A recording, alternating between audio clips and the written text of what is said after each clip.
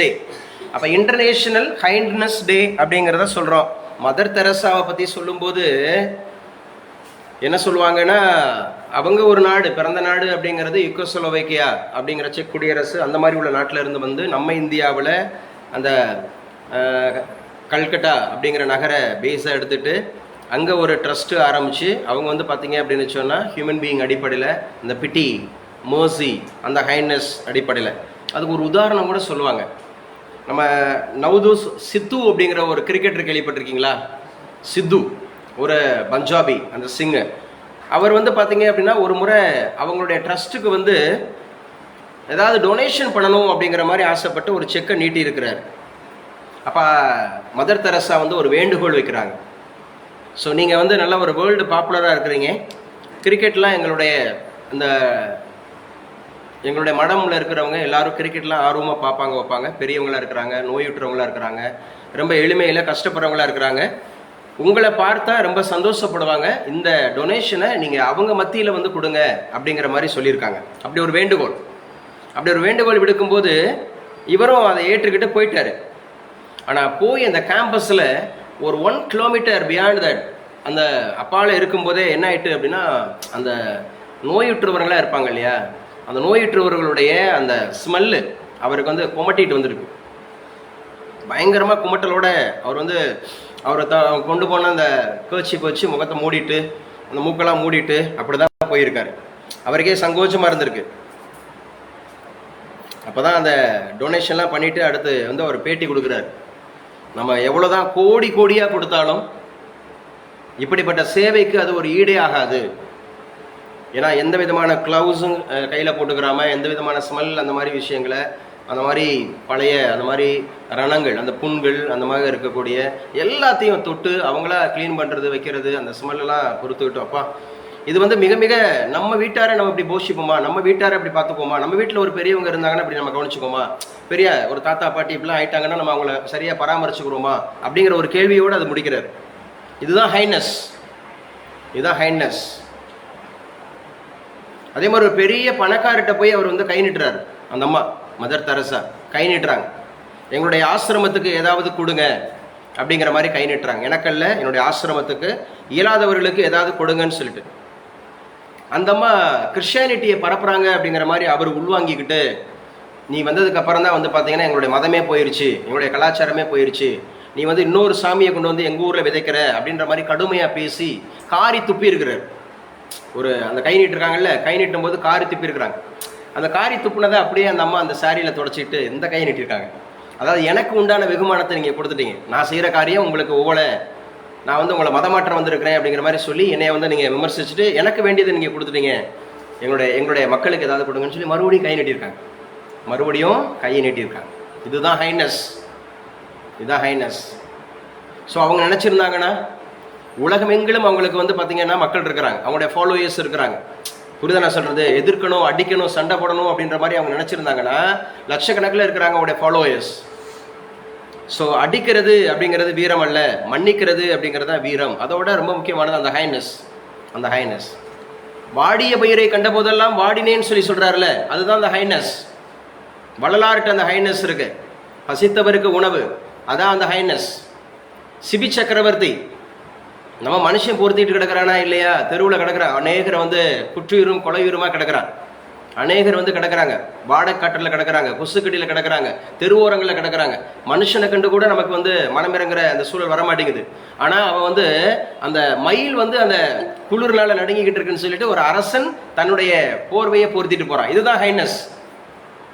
CP சக்கரவர்த்தி கேள்விப்பட்டிருப்பீங்க, பேகன் கேள்விப்பட்டிருப்பீங்க, நம்ம பாரி முல்லைக்கு தேர் கொடுத்தான் அப்படின்னு சொல்லி ஒரு அரசன் தான் வந்த அந்த தேரை, அந்த கொடிக்கு நம்ம பார்த்தா அது அற்பமானது, அது சாதாரண, அது கொடி, அது அதோட இயல்பு, தரையில் படர்ந்து கிடக்கிறதுங்கிறது ஒரு இயல்பு. ஆனால் அவன் மனம் வாடுது பாருங்க. இதான் ஹைனஸ். சரியா? நம்முடைய சோழ மன்னன் பசு அந்த மகளுடைய துயரை துடைக்கிறதுக்காக, அந்த கண்ணுக்குட்டியோட துயரை துடைக்கிறதுக்காக, அந்த கண்ணீரை துடைக்கிறதுக்காக தேர்காலிட்டு கொள்றான்ல, தன்னுடைய மகனையே தேர்காலிட்டு கொள்றான்ல. ஆடு மாடு அடிக்கிறதுங்கிறது அது சாதாரணம். ஆடு மாடு அப்படிங்கிற வாரத்துக்கு எத்தனை ஆடு அடிக்கப்படுது, வாரத்துக்கு எத்தனை மாடு அடிக்கப்படுது, சரியா? அது சாதாரண நிகழ்வு. ஆனாலும் அந்த பசு அப்படிங்கிறது வந்து நீதி கேட்குது அப்படிங்கிறதுக்காக மனுநீதி சோழன் அப்படிங்கிறவன் தன்னுடைய மகனுக்காக தன்னுடைய அந்த பசுவோட துயரத்தை துடைக்கிறதுக்காக மகனையே கொள்றான் பாருங்க. இதுதான் என்ன சார் அப்படின்னு பார்த்தீங்கன்னா ஹைனஸ் அப்படிங்கிறது. அப்படியே வந்து கொட்டுறாங்க, அப்படியே வந்து காரி துப்புறாங்க, அப்படியே அப்படியே பயங்கரமா வந்து பார்த்தீங்க அப்படின்னு சொன்னா பரியாசம் பண்றாங்க. நீ உன்னை தேவனுடைய மகன்னு சொல்லிக்கிட்டே, நீ தான் கடவுளோட பிள்ளைன்னு சொல்லிட்டீங்கல்ல, நீ தான் எல்லாம் ஒன்றுன்னு சொன்னல, உன்னை நீயே ரசித்துக்கோ, எங்க யார் கொட்டுனதுன்னு சொல்லு. காரி துப்புறாங்க, வைக்கிறாங்க. அவர் எதையுமே பண்ணிக்கிறல. தன் அடிக்கப்படுகிற ஆடை போல அப்படியே இருந்துட்டு, பிதாவே இவர்களை மன்னியும், தாங்கள் செய்வது இன்னதென்று அறியாமல் செய்கிறார்கள். அறியாமல், அன்னோன் அப்படிங்கிற மாதிரி. இதுதான் ஹைனஸ். அதான் ஹைனஸ். அவர் அதுக்கு முன்னாடி நீங்க பார்த்துருந்தீங்கன்னா தெரிஞ்சிருக்கும். அப்படியே கடலை அலையை நிப்பாட்டுறாரு. பழைய ஏற்பாட்டில் பார்த்தா செங்கடலை 2ஆ பிரிக்கிறாரு. லாசருங்கிறவன் உயிரோட வாடா, எந்திரிச்சு வாடான்றாரு. சரியா? இந்த மாதிரி இருக்கக்கூடியது பெரிய புயல் வருது, வைக்கிறது, இறையாதேங்கிறாரு. அப்படி சொல்றவர் அவனை அந்த ஒரு சாதாரண மனுஷன், குற்றவை வந்து ஒரு சாதாரண மனுஷன், குத்துனவை வந்து ஒரு சாதாரண மனுஷன், அவனை அழிக்கிறதுக்கு அவருக்கு எவ்வளவு நேரம் ஆயிருக்கும்? அக்கார்டிங் டு அப்படி யோசித்து பார்த்தா எவ்வளவு நேரம் ஆயிருக்கும்? இதுதான் ஹைனஸ். அன்பு, அந்த இரக்கம், அந்த பிட்டி, அந்த மேர்சி, அந்த மாதிரி சொல்லக்கூடியது. இது இருந்துச்சு அப்படின்னு சொன்னா ரொம்ப முக்கியமானது. இந்த நாளில் நவம்பர் 13 அப்படிங்கிற ஒரு நாள் வேர்ல்டில் ஹைனஸை கொடுக்கறது. அதான் சொல்றது, சபிக்கிறவர்களை ஆசீர்வதிக்கணும், சத்துருக்களை சிநேகிக்கணும். சத்ருனா என்ன? ரெகனா. சத்ருனா யாரு? எதிரி, பகைவன், எனிமி. சத்ருனா எனிமின்னு அர்த்தம். அவனை என்ன பண்ணணுமா? நேசிக்கணுமா. சபிக்கிறவர்கள யாரு? நீ நாசமா போக அப்படின்னு சொல்றவரை நீ நல்லா இரு, ஆசீர்வதிக்கணுமா. God bless you. நம்மளை ஒருத்தன் நம்மளை வந்து ஒருத்தன் சபிக்கிறான், நீ கெட்டு போயிடணும், நீ நாசமா போயிடணும், நீ தாண்டி நாசமா போவ. ஏன்னா மறுபடியும் மாத்தி நீ நாசமா போவேன்னா நீ தான் நாசமா போவ. நீ போற போக்கில் அடிபிடிச்சவ, நீ உன் குடும்பமே அடிபிடிச்சாகும். நம்ம எப்படி அவனா அது ஒருத்தனை தான் சபிக்கிற, நம்ம குடும்பத்தையே சபிச்சு விடுறது அதல்ல. என்ன இலக்கியா?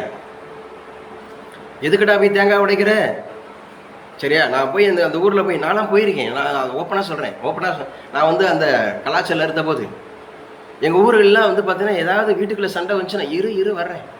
இந்த கொல்லங்குடி காளி போய் கொல்லங்காளி உசுரை கொல்லும், நான் போய் கோவிலில் போய் காசை வெட்டி போட்டு உன் குடும்பத்தையே காலியாக்குறேன் பாரு, குடும்பத்தையே காலியாக்குறேன் பாருன்னு சொல்லிட்டு போய் காசெல்லாம் வெட்டி போட்ட காலங்கள்லாம் உண்டு. நமக்காக நம்ம வேண்டிக்கிறோமோ இல்லையோ, அதிகபட்சமாக வந்து பார்த்தீங்கன்னா வார்த்தை இல்லை, சரியா? உணர்வு, ஹைனஸ். அட்லீஸ்ட் நம்ம மகான்களை போலலாம் இருக்க வேண்டாம். மகான்களை போல அட்லீஸ்ட் சின்ன விஷயங்கள்ல அந்த குறியல் திங்கிங் இல்லாமல் பிறரை வந்து ஒரு அன்பாக நடத்தணுங்கிற விஷயத்தில், பிறரை மதிக்கணுங்கிற விஷயத்தில் அப்படியே உருன்னு இருக்கக்கூடாது. அது பிசாசு. மற்றவனை வந்து மேட்டிமே பார்க்கறது பிசாசு. நீங்கள் அப்படி புரிஞ்சுக்குங்க. அது வந்து ஈவில் ஸ்பிரிட் தான் அப்படி நினைக்கும். நம்ம கீழ்ப்படியாமல் இருக்கிறது அது ஈவில் ஸ்பிரிட். நம்மளை வந்து உயர்வுன்னு நினைக்கிறது அது ஈவில் ஸ்பிரிட். புரியுதா நான் சொல்றது? Evil spirit. ஆனால் ஸ்பிரிச்சுவல் ஸ்பிரிட் அப்படிங்கிறது என்னன்னா, பரவாயில்ல, அன்பு அன்பு அன்பு அன்பு அன்பு தான் சிவம், அன்பு தான் அல்லாஹ், அன்பு தான் இயேசு, அன்பு தான் அனைத்தும். ஒருவருக்கு ஒருவர் அன்பாய் இருங்கள். நீங்கள் ஒருவர் அன்பாய் இருந்தால் எனக்கு சீசராய் இருப்பீர்கள். நான் உங்களுக்கு முக்கியமான ஒரு கட்டளையை தர்றேன். என்ன கட்டளை தெரியுமா? சரியா? நான் உங்களிடத்தில் அன்பாய் இருக்கிறது போல நீங்கள் நீங்கள் ஒருவரில் ஒருவர் அன்பாயிருங்கள். ஒருவரில் ஒருவர். அதுலேயே முக்கியமாக சத்ருவ, எதிரியை நேசி, சபிக்கிறவரை ஆசீர்வதி, நன்றி அறியாதவர்களுக்கும் துரோகிகளுக்கும் நன்மை செய். ஐயோ என்னப்பா அப்படின்னு சொல்ற, மதியாதார் வாசல் மிதியாதேன்னு சொல்றாங்கல்ல, அதுக்கு ஆப்போசிட் இது. மதியாதவன் வீட்லேயும் போய் மிதி. 7-70 தரம் மன்னி. ஒரு தரம் 2 தரம் இல்லை, 7-70 தரம் மன்னி. இது நல்ல முக்கியமானது. இந்த ஹைனஸ் நாளில் ரொம்ப ரொம்ப முக்கியமானது. புரிஞ்சுங்க. அடுத்த வச்சு இன்னைக்கு முன்னாடி கரண்ட் அஃபேர்ஸில் இன்னைக்கு ரொம்ப முக்கியமானது. இன்னைக்கு தான் நவம்பர் 13 1938 பெரியார் அப்படிங்கிற ஒரு பட்டம் ஈவேராவுக்கு வழங்கப்பட்ட நாள்.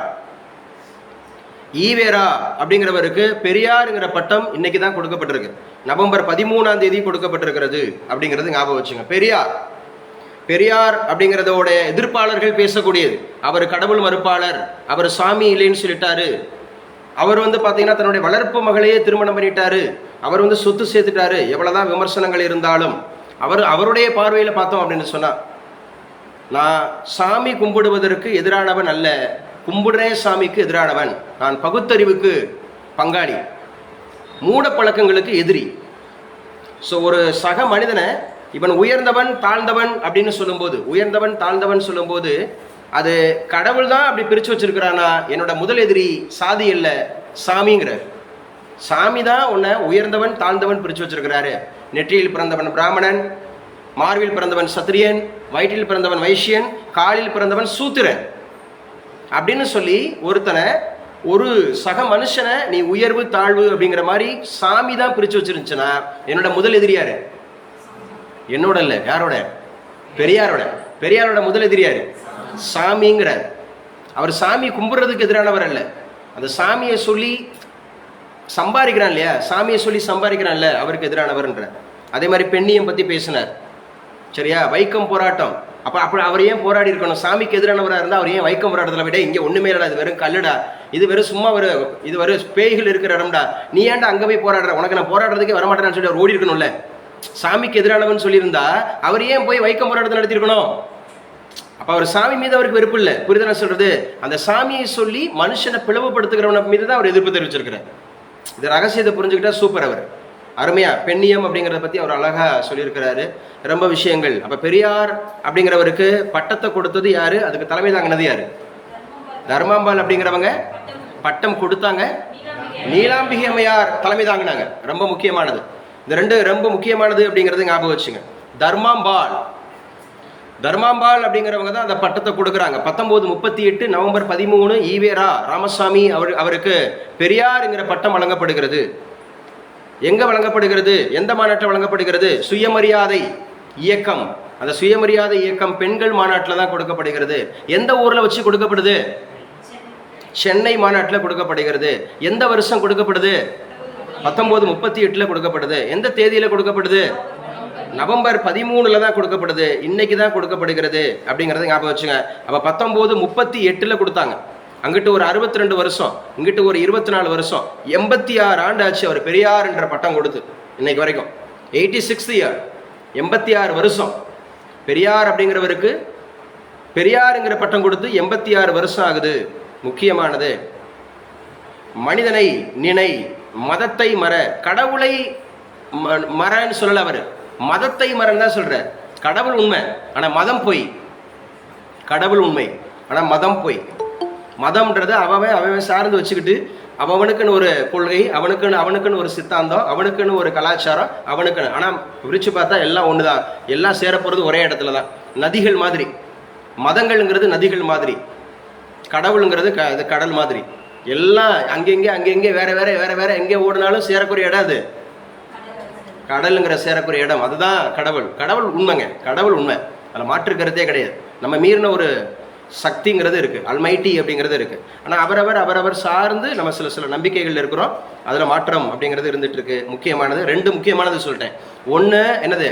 கம்பேஷன் அப்படின்னா இந்த கைனஸ் இரக்கம், சரியா? அந்த மாதிரி. ரெண்டு என்ன சார் அப்படின்னு சொல்லி பார்த்தீங்கன்னா, பெரியாருங்கிற பட்டம் இன்னைக்கு கொடுக்கப்பட்ட நாள் அப்படிங்கிற சொல்லியாச்சு. அடுத்து இன்னைக்கு உண்டான பேப்பர்களில் இருக்கக்கூடிய முக்கியமான நியூஸ், கரண்ட் அஃபேர்ஸில் முக்கியமான நியூஸ் அப்படிங்கிறத நம்ம பார்க்கலாம்.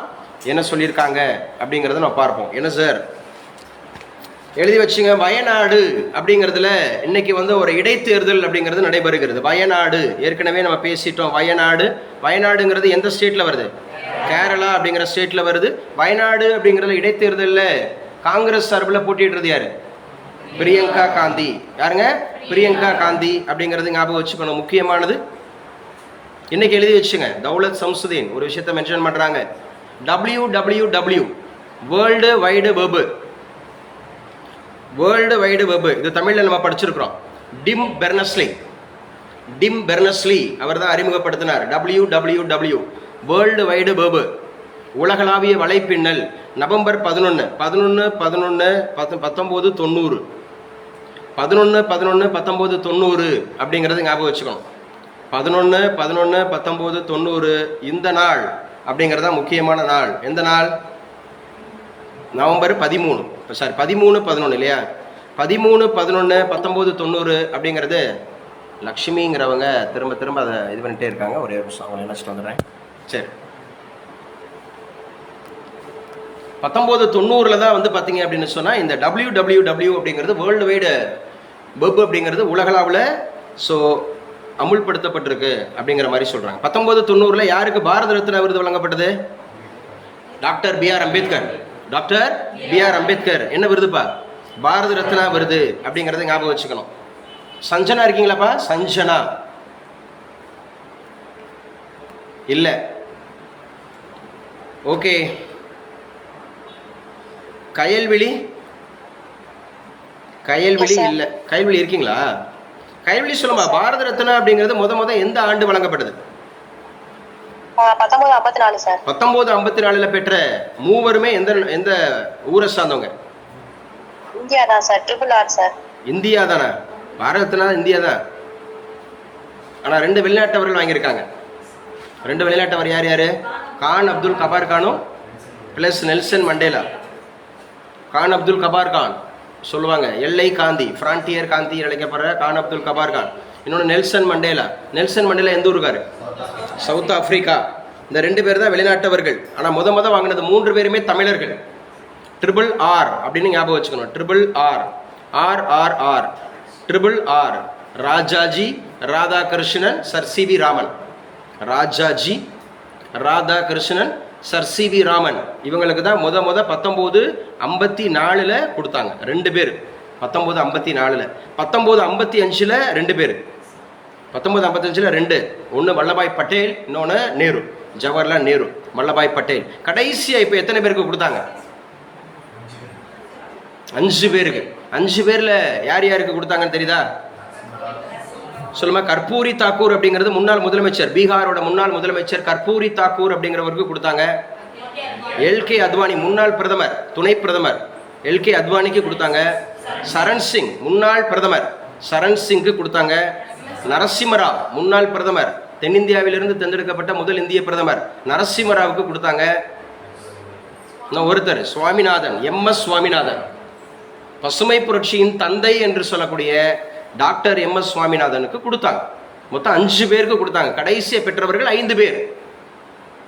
அதுல பிரதமர்கள் அப்படின்னு சொல்லக்கூடியது 3 பேர். சரண் சிங் அப்படிங்கிறவர் கொடுத்தாங்க. சரண் சிங்.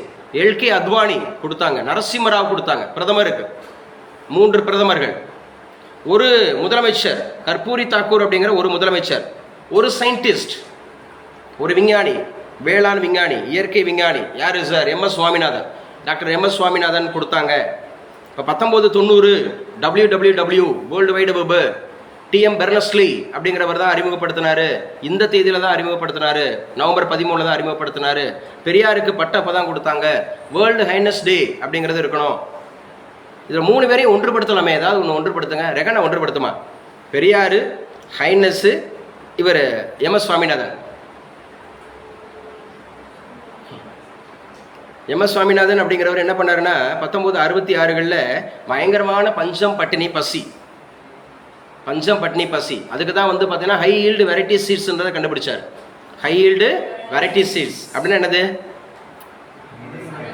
குறைந்த நாளில் அதிக மகசூலை தரக்கூடிய வீரியமான விதை. ஏன்னா எல்லாரும் பட்னியாக கிடக்குறா, பசியாக கிடக்குறா. கெமிக்கல் தான், ஃபர்டிலைசர் தான். கெமிக்கல் ஃபர்டிலைசர் வச்சு தான் வந்து காப்பாற்றினாங்க, எல்லாரையும் காப்பாற்றினாங்க. அப்போ அவர் சோறு போடுறாரு. பசித்தவருக்கு சோறு போட்டாவே அது ஹைனஸ் தானே. பசித்தவருக்கு சோறு போட்டாவே அது என்னது? ஹைனஸ். சாக போகிற உசுரை காப்பாற்றினாவே அது ஹைனஸ் தானே. சரி, பெரியாரோட இது எப்படி கம்பேர் பண்ணுவீங்க? ஹைனஸுக்கும் பெரியாருக்கும், அதில் MS சுவாமிநாதனுக்கும் பெரியாருக்கும் எதுவும் பண்ண முடியாது. பெரியார் வந்து சொல்றாரு சார். பெரியார் வந்து ரொம்ப கைண்டா சொல்றாரு சார். சாமி கும்பிடாதீங்க, போய் விவசாயத்தை பாருங்க அப்படின்னு. சாமி கும்பிடாதீங்க, போய் விவசாயத்தை பாருங்கன்னு சொன்னாரா? சரி, ஓகே. அதாவது அவரும் விவசாயத்தை பாருங்கன்னு சொல்றாரு. போய் பொழப்ப பாருப்பான்றாரு. போய் பொழப்ப பாரு. நீ ஏன் போய் அதனால அடிச்சுக்கிற? உன்னை காப்பாத்துறதுக்கு தான் கடவுள். நீ கடவுளை காப்பாத்துறதுக்கு நீ ஏன் சண்டை போட்டுடுற ரோட்ல? உன்னை காப்பாத்துறதுக்கு தான் கடவுள். கடவுள் உன்னை காப்பாத்துறதுக்கு தான் இருக்கிறார். நீ போய் கடவுளை காப்பாத்துறேன்னு சொல்லிட்டு கடவுளுக்காக போராடிக்கிட்டு சண்டை போட்டுட்டு சக மனுஷனை எதிர்க்காதன்றார். சக மனுஷனை எதிர்க்காத. தெளிவா சொல்லியிருக்கோம். வேதம் கூட தெளிவா சொல்லும். மாம்சத்தோடும் அல்ல ரத்தத்தோடும் அல்லன்னு. மாம்சம்னா மனுஷனை பகைக்காத, ரத்தம் வாங்கி பழிக்கு கொடுக்காத. மாம்சத்தோடும் அல்ல ரத்தத்தோடும் அல்ல. அந்தகார லோகாதிபதிகளோடு, அந்த ஈவில் ஸ்பிரிட்டோட தான் அதைத்தான் நீ கடிச்சுக்கணும். இப்போ நான் வந்து ஸ்ரீநிதி வந்து என்னை கோவிச்சுக்கிறேன்னு வச்சுக்கவே, ஸ்ரீநிதி என்னை கோவிச்சுக்க மாட்டேன். ஸ்ரீநிதி என்னை வந்து பகைக்கணும்னு அவசியம் கிடையாது. சரியா? மனுஷனுக்கு மனுஷன் இங்கே பகையே கிடையாது. அப்போ ஒருத்தருக்குள்ள புரிஞ்சுக்கிறாம சண்டை போடுறாங்க, புரிஞ்சுக்கிறாம கோவிச்சுக்கிறாங்க, புரிஞ்சுக்கிறாம ஏதோ ஒரு தவறு நடக்குதுன்னு சொன்னால் அவங்களுக்குள்ள இருக்கக்கூடிய ஏதோ ஒரு ஸ்பிரிட்டு, அந்த ஈவில் ஸ்பிரிட்டு தான் அந்த காரியத்தை தூண்டுது. அதைத்தான் நம்ம வந்து கடிஞ்சுக்கிறோம். மனுஷனை கடிஞ்சிக்க கூடாது. புரிதன சொல்றது? சக மனுஷனை நம்ம நேசிக்கணும், ஒருவருக்கு ஒருவர் அன்பு செலுத்தணும். இந்த ஹைனஸுக்கு ஒரு எடுத்துக்காட்டு சொல்லுவாங்க, நல்ல சமாரியன் கதை. நீங்க சின்ன பிள்ளைல கேள்விப்பட்டிருப்பீங்க, குட் சமாரிட்டன், நல்ல சமாரியன். சமாரியன் அப்படின்னாவே லோ காஸ்ட்னு அர்த்தம்.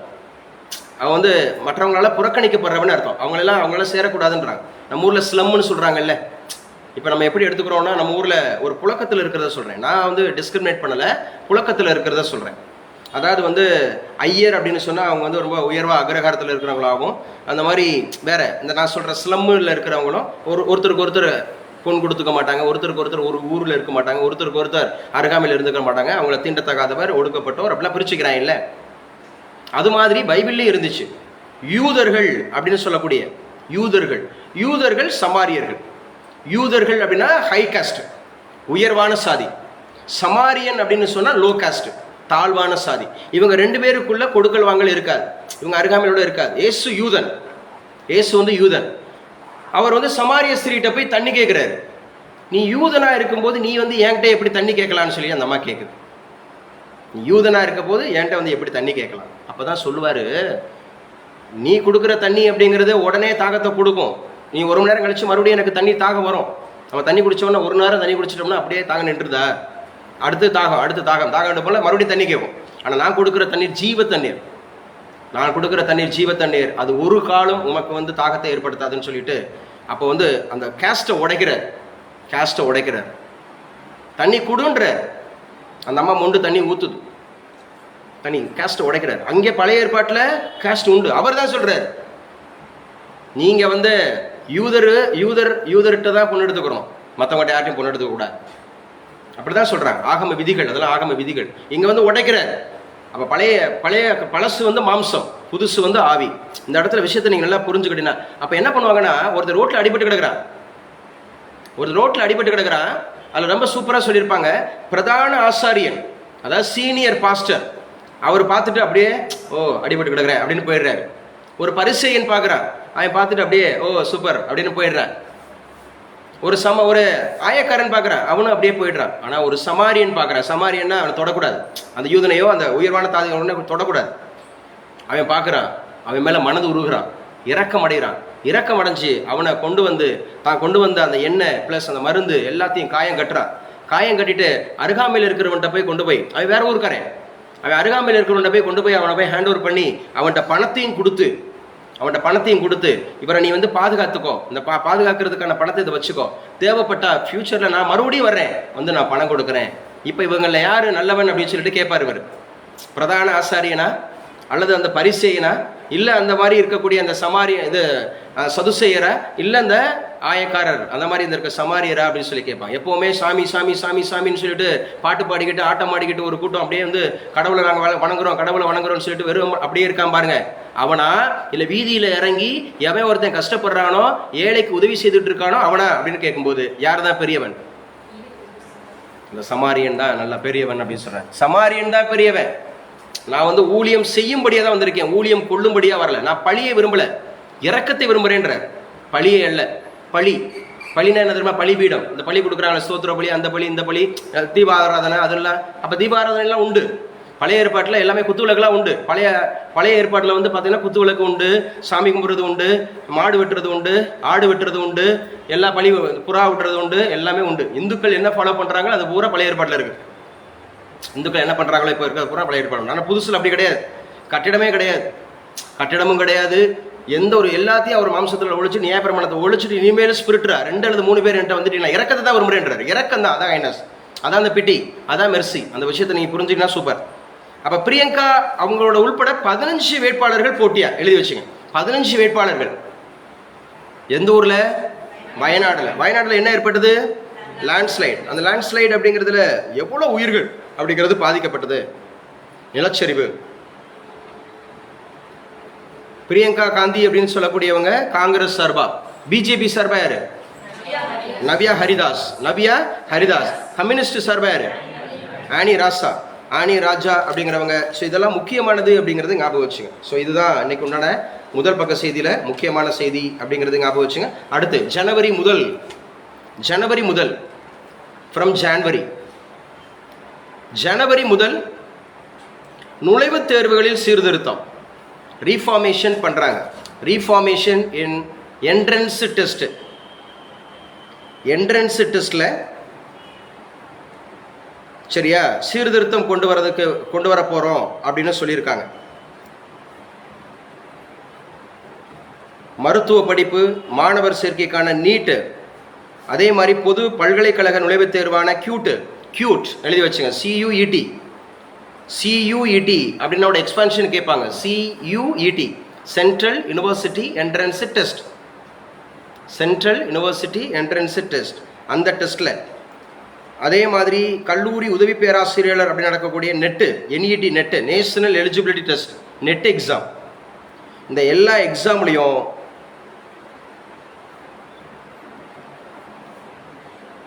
இந்த எல்லா அடிப்படையிலையும் என்ட்ரன்ஸை சீர்திருத்தம் பண்ணுறதுக்கு ஒரு குழு ஏற்படுத்தியிருக்கிறாங்க. அந்த குழுவுக்கு தலைவராக இஸ்ரோவோட முன்னாள் தலைவர் ராதாகிருஷ்ணன். இந்த குழுவுக்கு யார் தலைவராக நியமிக்கப்பட்டிருக்கிறார் அப்படின்னு கேட்டால் ராதாகிருஷ்ணன் அப்படிங்கிறவர் தான் அந்த குழுவுக்கான தலைவர் அப்படிங்கிறத சொல்லியிருக்காங்க. இந்த குழுவுக்கான தலைவர் ராதாகிருஷ்ணன் அப்படிங்கிறத ஞாபகம் வச்சுங்க. ராதாகிருஷ்ணன் அப்படிங்கிறவர் தான் அந்த குழுவுக்கான தலைவர். அதாவது ஜனவரி முதல் நுழைவுத் தேர்வுகளில் சீர்திருத்தம் அப்படிங்கிற. சர்வதேச கல்வி தினம் எப்போப்பா? நேஷனல் எஜுகேஷன் டே அப்படின்றத ஒன்று பார்த்தோம். நவம்பர் 11. ஸோ சர்வதேச கல்வி தினம் அப்படிங்கிறது செப்டம்பர் 11 எழுதி வச்சுங்க. செப்டம்பர் 11 அப்படிங்கிறது தான் இன்டர்நேஷனல் எஜுகேஷன் டே அப்படிங்கிறது வந்து செப்டம்பர் 11. வனராசா செப்டம்பர் 8 என்ன தினம்ப்பா? வேர்ல்டு லிட்ரஸி டே எழுதி வச்சுங்க. World literacy day September 8. அது நவம்பர் 8. டிமானிட்டைசேஷனுங்கிறது நவம்பர் 8.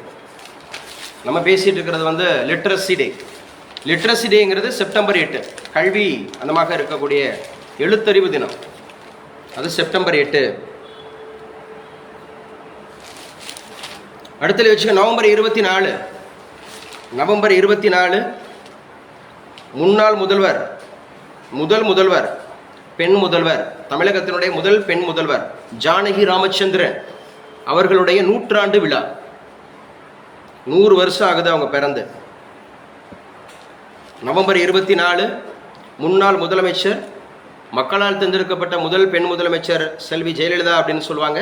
ஆனால் முதல் பெண் முதலமைச்சர் அப்படின்னு கேட்டால் ஜானகி ராமச்சந்திரன் சொல்லுவாங்க. ஜானகி ராமச்சந்திரனோட ஒய்ஃப். ராமச்சந்திரன் யாரு? எம்ஜிஆர்னா தான் தெரியுது, ராமச்சந்திரனா தெரியல. ஆனால் உண்மையான பேர் ராமச்சந்திரன் தான். மருதூர் கோபாலமேனன் ராமச்சந்திரன் அப்படிங்கிறத ஞாபகம் வச்சுக்கிறோம்.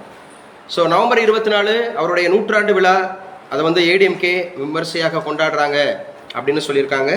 ஸோ இது இன்னைக்கு உண்டான முக்கியமான விஷயம் அப்படின்னு சொல்லி பார்க்குறோம். நேற்று எந்த 2 நாடுகளிடையே கூட்டு இராணுவ பயிற்சின்னு பார்த்தோம்? India and Indonesia. ஜனவரி 26 நம்முடைய குடியரசு விழாவுக்கு யார் வந்து சீஃப் கெஸ்ட்? இந்தோனேஷியாவோட அதிபர் அப்படிங்கிறது ஞாபகம் வச்சுக்கணும். இந்தோனேஷியாவோட அதிபர் அப்படிங்கிறது ஞாபகம் வச்சுங்க. ஸோ இன்னைக்கு உண்டான கரண்ட் அஃபேர்ஸில் ரொம்ப ரொம்ப முக்கியமானது தகவல் உரிமை சட்டம், ரைட் டு இன்ஃபர்மேஷன் ஆக்ட். தகவல் உரிமை சட்டம் எழுதி வச்சுக்கணும். தகவல் உரிமை சட்டம் அப்படின்னு சொன்னாவே எந்த வருஷம்னா 2005 அக்டோபர் 12. அக்டோபர் 12 அப்படிங்கிறது RTI டே கேட்பாங்க. அக்டோபர் 12 தான் RTI டே, தகவல் உரிமை சட்டம். இயர் கேட்டாங்கன்னா 2005. இந்த அடிப்படையில் தான், இந்த 2005 தகவல் உரிமை சட்டத்தின் அடிப்படையில் தான் CBI உருவாச்சு, central bureau of investigation. CBI உருவாச்சு. CBC சென்ட்ரல் விஜிலன்ஸ் கமிஷன் உருவாச்சு. CBI அதன் அடிப்படையில் தான் உருவாச்சு. CBC அதன் அடிப்படையில் தான் உருவாச்சு. லோக்பால் அதன் அடிப்படையில் தான் உருவாச்சு. லோக் ஆயுக்தா அதன் அடிப்படையில் தான் உருவாச்சு. இன்னைக்கு நம்ம பாலிட்டியில் இதை பற்றி நம்ம படிக்க போகிறோம். கான்ஸ்டிடியூஷனல் பாடி, நான் கான்ஸ்டிடியூஷனல் பாடி. பாலிட்டியில் அடுத்த சாப்டர் அதுதான். ஸோ அந்த அடிப்படையில் அப்போ நம்ம ஞாபகம் வச்சுக்கணும், 2005 அக்டோபர் 12 என்ன ஆக்டுமா? RTA act. ஆர்டிஐ தகவல் பெறும் உரிமை சட்டம். அப்ப தகவல் பெறும் உரிமை சட்டத்தின்படி எதெல்லாம் உருவாக்கப்பட்டிருக்கு? CBI, CBC, Lokpal, Lokayukta. இந்த குழுக்கள் எல்லாம் யாரு பரிந்துரை பண்ணா? சந்தானம் குழு. எழுதி வச்சுக்கணும், சந்தானம் கமிட்டி. 1962 64 1962 1964 சந்தானம் குழு பரிந்துரைன்னு சொல்லுவாங்க. சந்தானம் குழு பரிந்துரை 1962 1964 அப்படிங்கிறத ஞாபகம் வச்சுங்க. இதுவும் முக்கியமானது. அப்ப தகவல் உரிமை சட்ட மேல்முறையீட்டு விசாரணையில் மாற்று அதிகாரிகள் கூடாது அப்படின்னு சொல்லிட்டு நம்முடைய சிவிசி சென்ட்ரல் விஜிலன்ஸ் கமிஷனர் சொல்லியிருக்கார். சென்ட்ரல் விஜிலன்ஸ் கமிஷனர் இது வந்து நான் கான்ஸ்டிடியூஷனல் பாடி. சிவிசிங்கிறது ஒரு நான் கான்ஸ்டிடியூஷனல் பாடி. சென்ட்ரல் விஜிலன்ஸ் கமிஷன் மத்திய அந்தமாக இருக்கக்கூடிய கண்காணிப்பு ஆணையம் அப்படின்னு சொல்லுவாங்க. மத்திய கண்காணிப்பு ஆணையம் முக்கியமானது.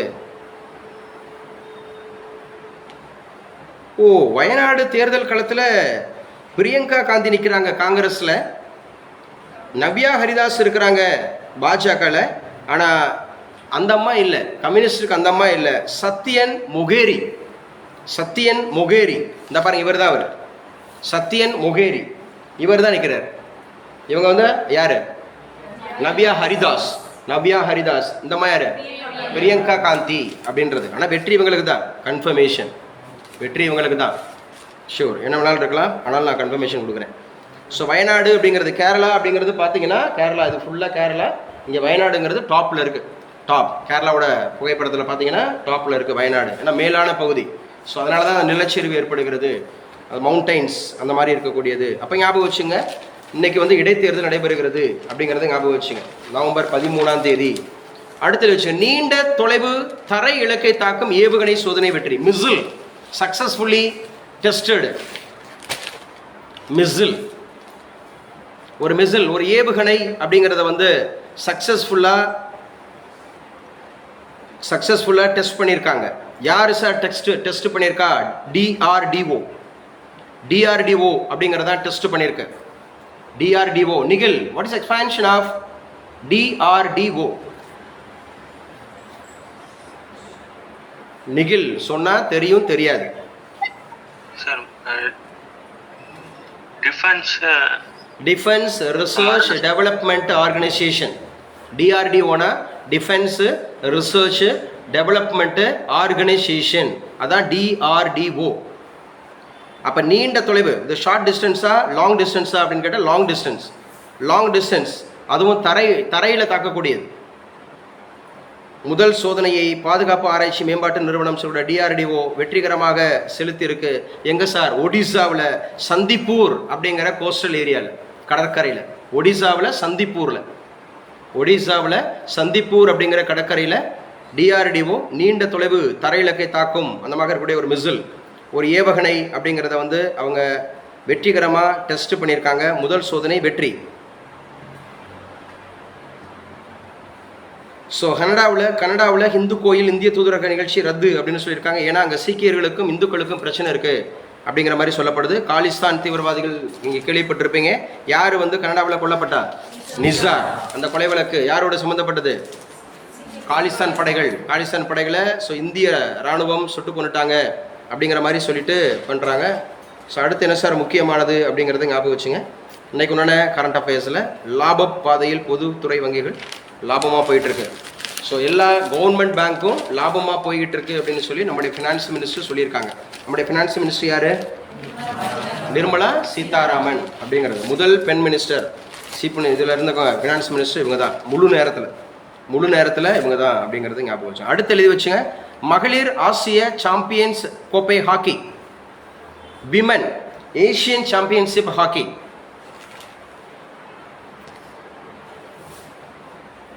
எங்க நடந்துட்டு இருக்கு? இந்தியாவில் நடந்துட்டு இருக்கு. ஆசியன் சாம்பியன்ஸ் கோப்பை ஹாக்கி போட்டியில் இந்தியா தனது இரண்டாவது ஆட்டத்தில் 3-2 என்ற கோல் கணக்கில் தென்கொரியாவை வென்றது அப்படின்னு போடுங்க. சவுத் கொரியாவை நம்ம ஜெயிச்சிருக்கோம். முதல் ஆட்டத்தில் மலேசியாவை நம்ம ஜெயிச்சிருக்கோம். ஆசிய கோப்பை மகளிர் ஹாக்கி போட்டி முதல் ஆட்டத்தில் நம்ம வந்து மலேசியாவையும், இரண்டாவது ஆட்டத்தில் நம்ம சவுத் கொரியாவையும் நம்ம ஜெயிச்சிருக்கோம்.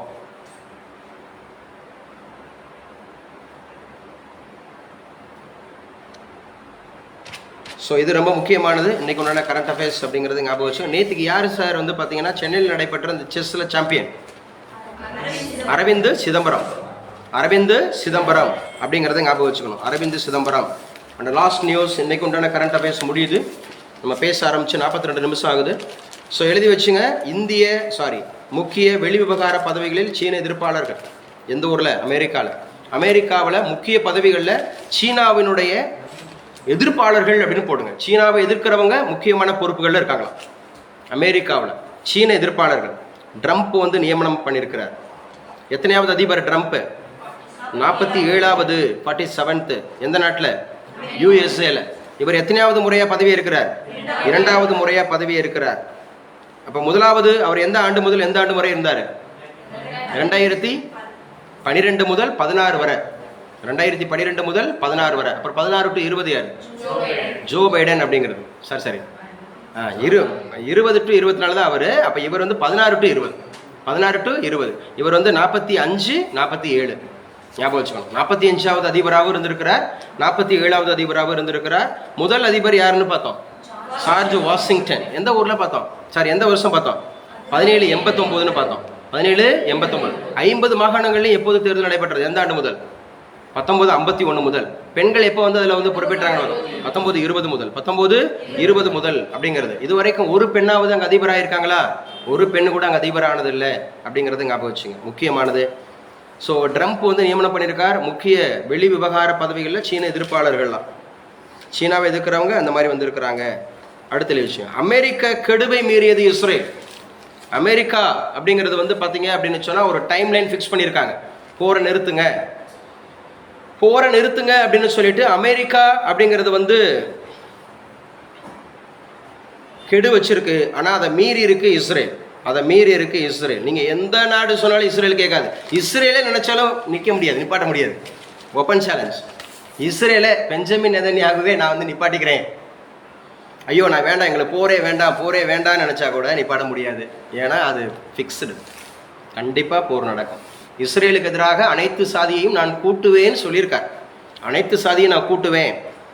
ஸோ அமெரிக்கா எந்த பக்கம், சீனா எந்த பக்கம், ரஷ்யா எந்த பக்கம், இந்தியா எந்த பக்கம்? இதுதான் முக்கியமான கேள்வி. இன்னைக்கு இருக்கக்கூடிய கேள்விகளில் 3ஆம் உலக போர் உருவாகுமா?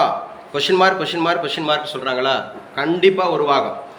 அது சீக்கிரத்தில் உருவாகும். அது மேபி இன்னொரு 1 இயராக இருக்கலாம், 3 இயர்ஸாக இருக்கலாம், 5 இயர்ஸாக இருக்கலாம் மேபி. ஆனால் யாரும் அறுதிட்டு கூற முடியாது. இப்போதான் உலகினுடைய முடிவு அப்படிங்கிறது வந்து அறுதிட்டு கூற முடியாது. எப்போ வேணாலும் வரலாம். ஆனால் காலம் சமீபமாயிற்று அப்படிங்கிற சொல்லப்படுறது. எப்போ நீங்கள் இந்த உலகத்தின் முடிவு வரும் அப்படிங்கிற மாதிரி ஒரு இது சொல்லியிருக்கு. உலகத்தின் முடிவு எப்போது அப்படிங்கிறத சொல்லியிருக்கு. எப்போ இஸ்ரேலுக்கு எதிராக எல்லா நாடும் கூடுதோ, இஸ்ரேலுக்கு எதிராக எல்லா நாடும் கூடணுமா? எல்லா நாடும் கூடுவாங்களாம். இப்போ இஸ்ரேலுக்கு வந்து ஒரு கிறிஸ்தவ நாடு தானே, யூதர்கள் நாடு தானே, அது கிறிஸ்தவர்கள் தானே, இயேசு அப்படின்லாம் சொல்கிறாங்கல்ல. அப்போ அமெரிக்கா தானே கூடும், ரஷ்யா தான். அமெரிக்காவும் இஸ்ரேல் எதுக்குமா? ரஷ்யாவும் இஸ்ரேல் எதுக்குமா? அரேபிய நாடுகளும் இஸ்ரேல் எதுக்குமா? அப்படி தான் நான் உங்களை கூட்டுவேன்னு சொல்லியிருக்கிறார். அப்படி சண்டை நடக்கும்போது வைக்கும்போது இஸ்ரேலில் எல்லாரும் அப்படி தத்தளிக்கும் போது அங்கே ஒரு நல்ல விஷயம் நடக்கும். அந்த நாட்டுக்காக ஒரு போரிடல் அப்படிங்கிற ஏற்படும். அப்படி ஏற்படும் போது வைக்கும்போது அப்போ எல்லாரும் ஐயோ ஏன்டா இப்படி நடக்குதுன்னு சொல்லிட்டு எல்லாரும் புலம்புவாங்க, அழுவாங்க. எல்லா நாடுகளிலும் நடக்கும். நாட் ஒன்லி இஸ்ரேல், இது எல்லா நாடுகளிலும் நடக்கும் அப்படிங்கிற மாதிரி. இது நடந்துச்சுன்னா என்ன இருக்கும் அப்படிங்கிற மாதிரி பாருங்க. ஸோ இன்னொன்று, ஒரு நாட்டில் முக்கியமான ஒரு விஷயம் நடந்திருக்கு. நியூசிலாந்தில் எழுதி வச்சுக்கோங்க. நியூசிலாந்தில் காப்பகங்கள் அப்படின்னு சொல்கிறோம்ல, அந்த முதியோர் இல்லங்கள் இருக்கும், அந்த சிறு பிள்ளைகள் இருக்கக்கூடிய காப்பகங்கள் இருக்குல்ல, ஹாஸ்டல்ஸ், அந்த மாதிரி இடங்களில் நிறைய வன்கொடுமைகள் ஏற்பட்டிருக்கான். வன்கொடுமைன்னா என்ன? Sexual harassment. இந்த இடத்துல அவர் மென்ஷன் பண்ணுறது செக்ஷுவல் ஹராஸ்மெண்ட் நடந்திருக்கு. அதுக்கு பகிரங்க மன்னிப்பு கேட்டிருக்கிறார் அந்த நாட்டு பிரதமர்.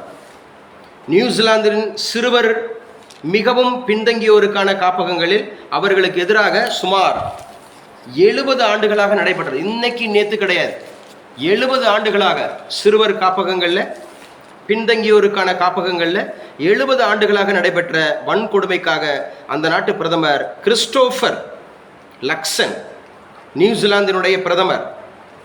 நியூசிலாந்தோட பிரதமர் யாருன்னா கிறிஸ்டோபர் லக்சன் அப்படிங்கிறவர் அதிகாரப்பூர்வமாக மன்னிப்பு கேட்டிருக்கார். 1950 முதல் 2019 வரை எழுதி வச்சுங்க. 1950 முதல் 2019 வரை கிட்டத்தட்ட 70 ஆண்டுகளுக்கு மேலாக என்ன பண்ணியிருக்கிறாங்க, சிறுவர்கள் மற்றும் பின்தங்கியோர் பாலியல் ரீதியாகவும் மன ரீதியிலும் துன்பப்படுத்தப்பட்டது அண்மையில் மேற்கொள்ளப்பட்ட நாட்டின் மிகப்பெரிய விசாரணையில் உறுதியானது. இந்த வன்கொடுமையில் நியூசிலாந்தின் பூர்வ குடியினர் தான் பெரும்பாலும் பாதிக்கப்பட்டதாக விசாரணையில் தெரிய வந்துள்ளது அப்படின்னு சொல்லியிருக்காங்க. அதிகமானோர் 2 லட்சத்துக்கு மேலே அந்த மாதிரி இருக்கக்கூடியது இந்த 70 ஆண்டுகளில் நியூசிலாந்தில் வன்கொடுமை செய்யப்பட்டிருக்கிறாங்க அப்படிங்கிறது ஞாபகம் வச்சுங்க. வன்கொடுமை செய்யப்பட்டிருக்காங்க, செக்ஸுவல் ஹராஸ்மெண்ட் செய்யப்பட்டிருக்கிறாங்க. இந்த காரியங்கள்லாம் ஞாபகம் வச்சுக்கணும். இப்போது நம்ம சொல்கிறீங்கல்ல, இட்டாலியில் முக்கியமாக ஹிட்லர் அப்படிங்கிறவர் இருக்காரா? சார் ஜெர்மனியில். எந்த நாட்டில்? ஜெர்மனியில். இட்டாலியில் யார்? முசோலினி. இட்டாலியில் யார்? முசோலினி அப்படிங்கிறது ஞாபகம் வச்சுக்கணும். ஸோ இதெல்லாம் முக்கியம். 17 ஊராட்சி ஒன்றியங்களுக்கு புதிதாக கட்டிடங்கள் மு.க. ஸ்டாலின் திறந்து வச்சிருக்கிறார். ஊராட்சி ஒன்றியங்கள் எந்த டிஸ்ட்ரிக்டில் அதிகமாக இருக்குன்னு பார்த்தோம். விழுப்புரம் மாவட்டத்தில். எந்த மாவட்டத்தில்? விழுப்புரம் மாவட்டத்தில். நகராட்சி எங்கே அதிகமாக இருக்குன்னு பார்த்தோம். காஞ்சிபுரம் மாவட்டத்தில். முதல் நகராட்சி எதுன்னு பார்த்தோம்? பாலாஜா. முதல் மாநகராட்சி எதுன்னு பார்த்தோம்? சென்னை அப்படின்னு பார்த்தோம். முதல் மாநகராட்சி சென்னை. இப்போ எத்தனை நகராட்சி இருக்கிறதா பார்த்தோம்? நல்லா பேசுங்க. 138. எத்தனை அந்த மாதிரி இருக்கக்கூடிய டவுன் பஞ்சாயத்துன்னு பார்த்தோம்? 490. எத்தனை மாநகராட்சி இருக்குன்னு பார்த்தோம்? 25. எத்தனை மாநகராட்சி இருக்கு? 25. கடைசி எத்தனை மாநகராட்சி? 4 மாநகராட்சி. காரைக்குடி, புதுக்கோட்டை, நாமக்கல், திருவண்ணாமலை அப்படின்னு சொல்லி பார்த்தோம். சரி, மாநகராட்சியின் தந்தை யாரு? மேயர். பல்வந்தராய் மேத்தா எதோட ஃபாதர்? பஞ்சாயத் ராஜ். ரிப்பன் பிரபு எதோட ஃபாதர்? Local self government. 73வது சட்ட திருத்தம் எதை பற்றி குறிப்பிடுகிறது? பஞ்சாயத் ராஜ். 74வது சட்ட திருத்தம் எதை பற்றி குறிப்பிடுகிறது? முனிசிபாலிட்டி. ரெண்டுமே எந்த வருஷத்தை மென்ஷன் பண்ணுது? 1992 அப்படிங்கிறத ஞாபகம் வச்சுக்கணும். சரியா? அப்போ ரொம்ப முக்கியமானது அப்படிங்கிறத படிச்சுக்கோங்க. அப்படியே கிளாஸ் நம்ம கன்டினியூ பண்ணிக்கலாம். தலைப்பில்